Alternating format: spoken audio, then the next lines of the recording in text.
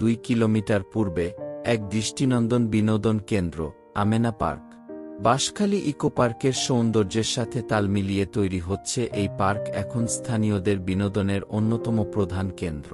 কাজ চলমান অবস্থায়ও ভ্রমণ পিপাসু মানুষ ভিড় জমায় এখানে প্রকৃতির স্নিগ্ধ পরশ পেতে।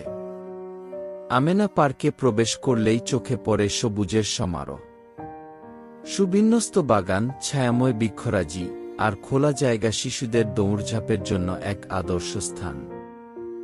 শুনলাম এখানে আমাদের পার্ক করছে, তো একটু দেখে ঘুরে আসি।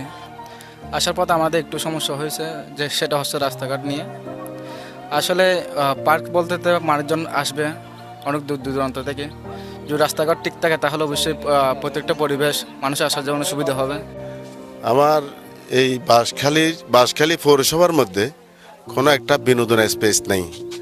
মানুষ আইসা যে একটু মানসিক